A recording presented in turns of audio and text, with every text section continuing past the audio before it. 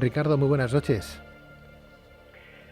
Buenas noches, Pedro. Un placer estar nuevamente contigo. Gracias por la oportunidad. Un placer, Ricardo. Bienvenido. Para empezar, si hablamos de Roraima, ¿nos referimos a un lugar de poder, Ricardo? Desde luego, como sabes, mi pesquisa y mi trabajo ha estado orientado sobre todo al mundo subterráneo y a varios centros de poder, tanto en América del Sur, como recordarás, soy peruano, crecí en medio de estos misterios en los Andes y obviamente también en otras regiones de mi país, pero que nos ha llevado tanto a América del Sur, a estos centros de poder, a estos enclaves intraterrestres, como en otras partes del mundo. Y uno de ellos es Roraima, que se encuentra en Venezuela, célebre a nivel mundial por la leyenda del mundo perdido que en algún momento escribió Arthur Conan Doyle. Todos recordamos un poco su historia, y que no está muy lejos de la realidad porque es un paisaje exuberante que contiene evidencias de la formación del planeta, por lo menos del precámbrico, hace unos 2.000 millones de años, pero que además de todo eso, también es escenario de fenómenos por demás extraños, de avistamientos de luces, historias de túneles que se adentran en estos grandes tepuyes o montañas que están en la zona, o incluso la aparición de entidades con túnicas blancas o luminosas que los indios pemones, tanto de Venezuela como de las Guyanas, afirman haber visto. Como si se tratase de una torre, Roraima actúa como puesto de observación al alzarse casi 2.800 metros de altura, siendo el punto más alto en un radio de 549 kilómetros. Ricardo, tu interés por este lugar vino dado a raíz de una extraordinaria experiencia de contacto físico que tú creo tuviste con seres extraterrestres. Sí, como bien recuerdas, Pedro, yo empecé en estos temas de joven. Yo ahora tengo 37 años, soy peruano, vivo en la Argentina, pero a los 14 fui testigo en la ciudad de Lima, donde nací en el Perú, de un avistamiento muy intenso, que luego fue reportado por la prensa de Lima. Más tarde todo esto me condujo al contactismo, ya a los 19 años estaba participando de grupos de contacto en Perú. Más tarde empecé a formar parte de expediciones hacia la mítica Paititi, la presunta ciudad perdida de los incas, y esto me llevó inicialmente a recorrer parajes muy especiales de América del Sur y luego del mundo. En el caso de nuestro continente, de donde vengo, empezamos con Paititi, con la Sierra del Roncador en el Brasil, el lago Titicaca y obviamente la Cueva de los Tallos, un tema que sé que has tratado anteriormente en tu programa, Sí, señor. y fue allí donde tuvimos contactos muy importantes con un colectivo de criaturas intraterrenas que los indios Shuar denominan Zunkis, y que también pudimos ver en Roraima, en Venezuela, y que los indios pemones denominan Amaicoc, un secreto que está guardado obviamente bajo 7 llaves. Ricardo, en este encuentro programado se te habló de una red del tiempo, ¿no? Una red que estaba constituida por 13 discos de poder que se hallaban repartidos en toda la franja americana. Háblame de esos discos, por favor, y qué función tienen estos 13 discos de poder repartidos por el mundo. Esto de aquí advierto a tus oyentes que va a sonar una historia de ciencia ficción, pero de acuerdo a la experiencia que afirmo haber tenido con estos seres, que han sido distintas y variadas a lo largo de estos viajes, se nos fue hablando de la existencia de 13 presuntos discos como si fuesen de oro, que tienen facultades sobrenaturales que permitirían conectar con el campo energético o magnético del planeta, ayudándole a resistir los cambios que estarían ocurriendo estos años, camino y después de la mal entendida profecía maya del 2012, que en algún momento también charlamos contigo. La historia tiene mucho que ver con los incas. Como recordarás, en más o menos 1533, con el arribo de la conquista española, un grupo de maestros de Quipucamayocs, Yamautas, del Imperio del Sol, habrían huido con el gran disco solar que antes se encontraba en el Coricancha, el templo de oro del Cusco, hacia Paititi, para ponerlo a resguardo de sus maestros. Y no sería el único disco, sino que existirían otros 12 más, 13 en total, que forman parte de una red que se distribuye en 13 centros de poder. Algunos de ellos te los he mencionado, como Roraima en Venezuela, Roncador en el Brasil, la Cueva de los Tallos en el Ecuador, el Titicaca en Bolivia, o Monte Shasta en los Estados Unidos, norte de California.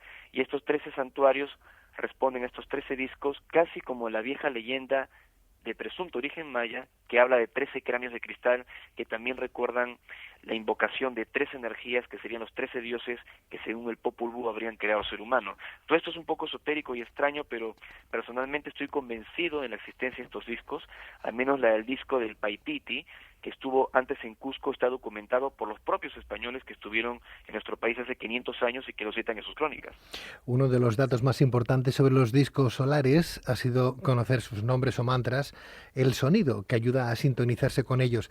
O sea, al repetir los nombres de estos discos de poder, significa que tú te pones en contacto o ellos se ponen en contacto contigo. Desde luego, hay unos nombres extraños, como si fueran mantras o nombres mágicos, que corresponden a cada uno de estos 13 presuntos discos, y al ser vocalizados o cantados, como una letanía, como si se tratase de un om o algo por el estilo, permite una sólida conexión espiritual con este tipo de herramientas. Lo importante es que en estos viajes, en estas experiencias que han participado mucha gente en el mundo, no solo hemos podido conectarnos con estas herramientas o con estos seres, sino recibir mensajes realmente extraordinarios y corroborar que estos túneles existen. Yo tuve la ocasión de estar en la Cueva de los Tallos, estar también en los túneles del Monte Shasta, incluso los túneles que están dentro del Roraima, y que aparentemente se unen con otro tepuy llamado Cuquenán allí en Venezuela. Los túneles tienen características artificiales, algunos son inmensos, y los indios o los lugareños que custodian estos enclaves dicen que hay gente que vive bajo tierra, es decir, que ellos lo saben.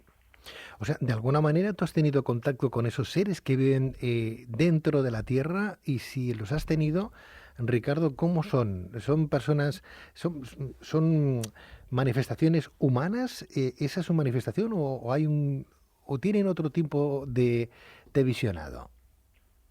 Las experiencias fueron variadas y tiene que ver mucho con la interpretación de Shambhala de Oriente en Occidente, que se le llama esotéricamente la Hermandad Blanca, pero nuestra experiencia ha sido física, concreta, son seres de aspecto humano que hemos visto incluso acompañado a otras personas. Yo sé que esto suena muy difícil de aceptar, pero realmente fue lo que me tocó vivir a mí, un grupo de personas en varias expediciones. En una de las primeras, justamente en Paititi, el año 96, yo tenía 22 años en ese entonces, me encontré cara a cara con un hombre de marcados rasgos orientales, que estaba vestido con una especie de túnica dorada de aspecto metálico, con un casco alargado sobre la cabeza, muy similar a los cascos de los faraones de Egipto, por poner un ejemplo. Él dice llamarse Alcir, me habló en perfecto castellano, pero no movió sus labios, como si hubiera enlazado su mente con la mía, como si se tratase de una especie de comunicación mental o telepática, y allí me comentó, me narró la historia del Paititi, por lo menos diciéndome básicamente que no se trataba de una ciudad construida por los incas huyendo de la conquista española, sino que ya existía allí antes de la propia fundación del Cusco, que se trataba de una ciudad muy antigua, que habría sido levantada bajo tierra, no en una tierra hueca, que eso no existe tal como ellos nos han enseñado, sino en la corteza, en grandes galerías, en inmensos túneles, para guarecerse luego de una destrucción que habría ocurrido en nuestro planeta, supuestamente hace 10.000 o 12.000 años, y que recuerdan el fantasma de la Atlántida. Como te digo, todo esto suena increíble, pero si no lo hubiéramos vivido nosotros y no lo hubiéramos escuchado de la boca de los propios lamas en el desierto de Gobi, cuando fuimos rastreando Shambhala allí en Mongolia, pues te diría de que esto no sería real, pero realmente fue lo que nos tocó vivir, y hemos estado procurando con toda humildad compartir nuestro testimonio a nivel mundial, no solo lo que ha simbolizado para nosotros el fenómeno OVNI, sino un poco más allá de eso, el contacto con esos seres intraterrenos que serían los custodios de la verdadera historia de la humanidad. Ricardo, ¿y esos lugares se encuentran repartidos, esos discos solares se encuentran repartidos por el mundo, ¿verdad? Son 13 puntos o 13 discos, ¿no? Esos 13 discos, ¿tú te acuerdas de la situación, de los nombres en sí? Más o menos, claro que sí. Yo sé que estos discos están repartidos desde Monte Shasta hasta la península antártica, donde también se encontrarían otros discos más, pero cada uno de ellos tiene un nombre. Por ejemplo, el de Monte Shasta, el nombre con el que se trabaja es Emanashi, que sería uno de los mantras que se conecta, y luego van siguiendo los siguientes nombres de poder que involucran el disco que está en el Valle de las Siete Luminarias en México, luego el que se encuentra en Centroamérica, que involucra Ciudad Blanca, una ciudad perdida como Paititi, y así sucesivamente. En mi página web, si me permites mencionarlo, Pedro, Sí. que es legadocosmico.com. Si ustedes investigan en los artículos destacados, hay una descripción de todos los discos, de los nombres y también de la situación correcta de ellos, que es bastante amplia como para explicarlo ahora aquí. Muy bien. O sea que cuando tú pronuncias el nombre de cada disco solar, si los pronuncias todos de alguna manera, ¿te sirve para? Sirve para conectarse con esos santuarios subterráneos y para conectarse también con estas propias herramientas que, de acuerdo a lo que nos enseñaron, permitían elevar la conciencia y conectarse con la información de estos retiros interiores, de estos templos intraterrenos. Eso significaría, Estos 13 nombres Ricardo, se tienen que pronunciar como un solo mantra, como una letanía. por ejemplo, antes decías el primero, yo los tengo aquí anotados, permíteme, aparte de que puedan entrar en tu página web nuestros Sí, oyentes, sí, ¿no? Este primero son 13, Monte Shasta, sí. que el nombre del disco es Emanais, ¿no? Emanashi. Emanashi. Si yo repito muchas El veces, siguiente es Ipembo. si yo repito muchas veces Emanashi, ¿significaría que estaría entrando en ese disco de poder? Eh, pues de acuerdo a las experiencias que tuvimos, por ejemplo en Mount Shasta, cuando hemos hecho campamentos y todo, hemos vocalizado el nombre Emanashi una y otra vez como si fuese un mantra que conecta con ese disco, con ese santuario, y hemos presenciado fenómenos como de luces en el bosque y en algunas ocasiones hasta avistamientos ovni que hemos podido fotografiar. Igual ha ocurrido cuando hemos vocalizado Sipembo, que es el siguiente disco que se encuentra en el Valle de las Siete Luminarias. Lo acabamos de hacer, y hace un par de meses estuve en México, en el Valle de Guanajuato, haciendo esos trabajos. Acabo de estar también en Honduras, trabajando con los grupos de contacto de allí, también en El Salvador, en este caso con Aromane, que sería el nombre que permite conectar con la siguiente ciudad. Pero como te decía, esto es tan complejo que explicarlo aquí en el programa de radio sería un poco difícil, pero básicamente esos nombres permiten la conexión espiritual o esotérica, si podemos explicarlo así, con esas herramientas y con esos retiros interiores de la Hermana Blanca. Bueno, pues el primer disco tiene el nombre de Manashi, al menos hay que pronunciarlo así, el segundo Sipembo, el tercero Aromane, el cuarto Luego Semancó. Semancó, Urián sería el quinto, el sexto Jacinta, el séptimo Ilumina, el octavo Demayón, el noveno Ramayá, el décimo Mitakunak, el onceavo Omsarat, el duodécimo Ulimen y el decimotercero Ion. Esos serían los 13 Perfecto, discos. los tienes bien investigados. Los tenemos, los tenemos aquí bien anotados. Las puertas de energía de Roraima, exactamente entonces, ¿qué son, Ricardo? Lo de Roraima es una cosa increíble. Tuve la oportunidad de hablar muchísimo con uno de los ufólogos más importantes de Venezuela, como es Roberto Marrero, y también de compartir con mucha gente luego de una conferencia realmente multitudinaria que hicimos en el Fuerte Tiuna, algo que es un hecho sin precedentes porque lo permitió el propio Hugo Chávez, hacer una conferencia en ese círculo militar ante 1.500 personas, y hay mucha gente en Venezuela que sabe lo que está pasando en Roraima, por los avistamientos ovni que se dan allí y por la existencia de túneles, no solo en el Tepuy de Roraima, sino también una puerta que nadie quiere investigar, una puerta de roca, una puerta de piedra, que se hallaría detrás de una cascada que desciende desde lo alto del Cuquenán, del otro Tepuy, y que muchos dicen que expediciones que han tratado de entrarse allí, incluso en lo alto del Cuquenán, se han perdido. Nosotros investigamos el área de Roraima y tomamos fotografías del Cuquenán, pero no exploramos profundamente el Cuquenán porque no era el momento para hacer esa expedición. Empezamos en Roraima para investigar otras cavernas en las cuales dormimos durante los días que estuvimos allí, y fue entonces cuando vimos a estas criaturas pequeñas, tal y como las habíamos presenciado también en la Cueva de los Tallos. Yo estoy seguro, Pedro, creo que esto te lo dije alguna vez en tu programa de televisión, que la razón por la que Neil Armstrong, el astronauta norteamericano, fue a la Cueva de los Tallos con los militares ingleses en los años 70, no fue para buscar planchas metálicas con símbolos o piedras de origen artificial talladas dentro de la Cueva de los Tallos o en otros túneles de América del Sur. Ellos fueron buscando especies biológicas no humanas, inteligentes, vivas, como una muestra. Estaban buscando estas criaturas que los Shuar en Ecuador llaman sunkis, o que los indios pemones en Roraima llaman Amaikok. Esto es particularmente inquietante y perturbador porque no solo no estaríamos solos en el universo, sino que tampoco no estaríamos solos en la Tierra. Los discos solares, de acuerdo a los guías extraterrestres, se activan con la presencia humana, lo que permite el despertar de sus herramientas cósmicas, más aún si el peregrino está sintonizado con la frecuencia de esta red que une Monte Shasta con la Antártida, como bien decía Ricardo González, escritor e investigador que esta noche nos trae Los secretos de Shambhala y la Hermandad Blanca. Ricardo, ¿por qué crees que la mayoría de estos discos solares se encuentran en Sudamérica? Hay una razón bastante particular. Es probable que hayan otros discos, otras herramientas de poder en todo el mundo, pero de acuerdo a nuestra investigación y lo que nos dijeron estos seres desde un principio, la mayoría de estos discos se encuentran en las Américas porque es la zona más activa energética del mundo y esto está estudiado. De hecho, toda esta zona de las Américas forman parte del anillo oriental del círculo de fuego planetario, que concentra, como tú sabes, el 80% de la actividad telúrica y sísmica de todo el mundo. Es como la migración de toda la fuerza de otrora a los Himalayas hacia los Andes, pero en este caso desde Monte Shasta y Sierra Nevada hasta la península antártica, que hace mucho tiempo se tocaba con Sudamérica. Pero en el caso de Sudamérica se encontraría la mayoría de los discos, no porque quienes recibimos esta información seamos sudamericanos, sino porque en este momento hay como una perturbación en el campo magnético de nuestro mundo, que se llama la anomalía del Atlántico Sur, y que se está formando en América del Sur. No se está formando ni sobre Egipto, ni sobre Barcelona, ni siquiera sobre el desierto de Gobi u otra región del planeta. Se está formando sobre el Atlántico Sur. Y si esto continúa, de acuerdo a investigaciones en la NASA, se podría generar una gran tormenta geomagnética y aquí ya estaríamos hablando de los cambios climáticos.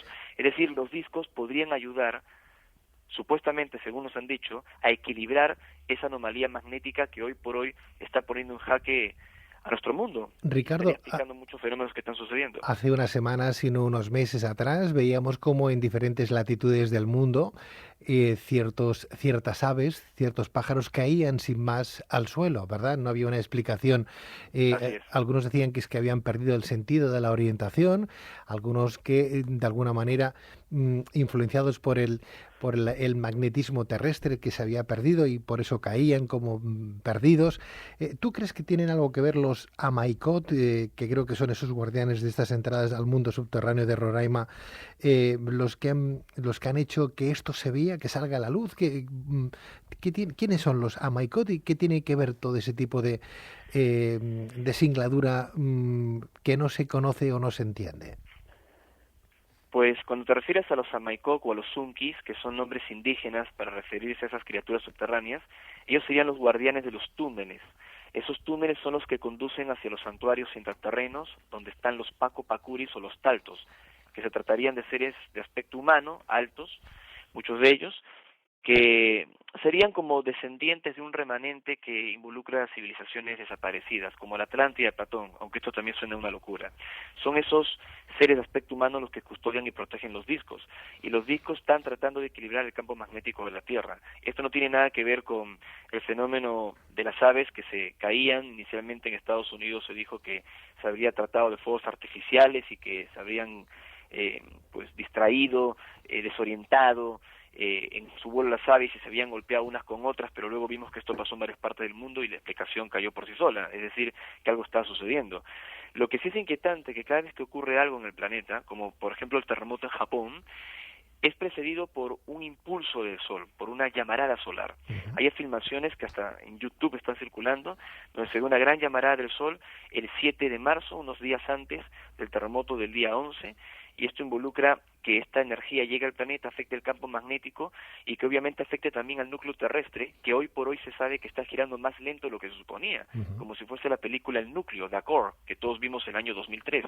Entonces de ficción no tiene mucho, sino que hoy por hoy es una realidad preocupante, y si esto de los discos solares es genuino, si realmente es un mensaje auténtico de seres superiores que forman parte de esta hermandad blanca, pues enhorabuena, porque podría ayudar en el momento que lo necesitemos a equilibrar este campo magnético. Ricardo, tú tomaste contacto con Antares, un guía extraterrestre, y los Sunkis, una raza, como bien decías, intraterrena, que creció y se desarrolló paralelamente al ser humano.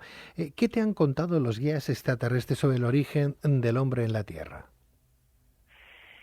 Particularmente dentro de la experiencia del fenómeno OVNI, vinculada con sus tripulantes, en este caso mencionaste a Antarel, que es un hombre de aspecto nórdico, de casi 2,70 m de estatura, que lo he visto personalmente y acompañado a otras personas en lugares como Licancabur en Chile o en el desierto de Chilca, famoso a nivel mundial porque allí empezó la experiencia de JJ Benítez en su investigación por el fenómeno OVNI, la experiencia del Grupo Rama hoy disuelto. Pues en ese mismo lugar vimos a estos seres, vimos a Antarel, y él nos explicó, y hablo en plural ya que soy uno de tantos testigos en el mundo, que el ser humano está aquí como parte de un planeta escuela, y que nuestro origen no se encuentra solo en nuestro mundo, aquí en la Tierra, sino que somos el producto de una mezcla de civilizaciones no humanas que han llegado a la Tierra y han estado con nosotros desde siempre, que incluso han intervenido genéticamente en nuestra propia estructura para tratar de ayudar a nuestra evolución. De alguna manera son como nuestros primos o hermanos cósmicos que hoy en día tratan de no intervenir directamente para no afectar nuestras decisiones en un momento en que todo lo que pase en nuestro planeta pueda afectarles también a ellos, porque sería parte de lo que ellos dicen un plan cósmico, un plan divino.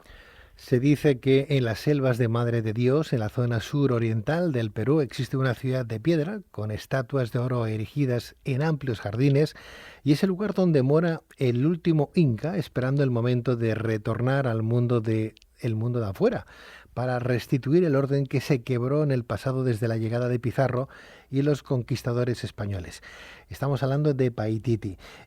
Si dejamos ahora este lugar, Paititi, donde se encuentra el más importante disco solar de poder, y nos vamos a hablar de la Hermandad Blanca, que es la conocida hoy por ciertos investigadores, ¿qué me dirías? Si yo te pregunto qué es la Hermandad Blanca y de dónde viene, ¿tu respuesta cuál es, Ricardo? Lo que sabemos es que la Hermandad Blanca en su origen no es de la Tierra, sino que es cósmica.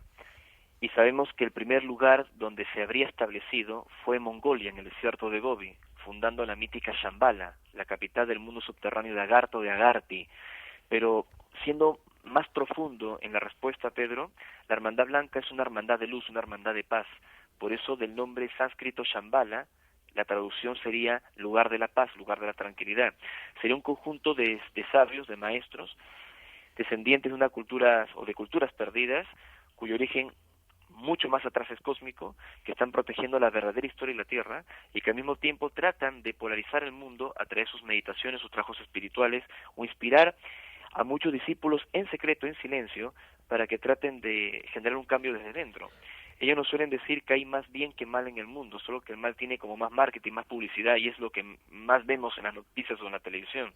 Pero que hay mucha gente comprometida en la luz y todos aquellos que se identifican con ese propósito positivo, superior, de hermandad, de servicio por el planeta, forman parte de esa hermandad blanca. La hermandad blanca es servicio por la luz. Eso significaría entonces, Ricardo, que hay muchos intraterrenos, hay muchos extraterrestres que viven dentro de la Tierra, no solamente en América, sino también fuera, en otras latitudes. En muchos lugares hay centros de poder, Pedro. De hecho, aquí en España, bueno, yo ahora me encuentro aquí conectado contigo desde Rasal, y en la zona de los Pirineos que se ha estado investigando también existirían túneles. Particularmente se ha hablado bastante de Monte Perdido. En Barcelona tú sabes muy bien que se han hecho trabajos espirituales muy importantes en el área de Montserrat. También tuve la ocasión de visitar el Torcal allí en Málaga, así que en vuestro país también hay centros de poder que a mi entender podrían estar vinculados a esa hermandad blanca. Si te pregunto por los petroglifos de Busaro, ¿qué me dices?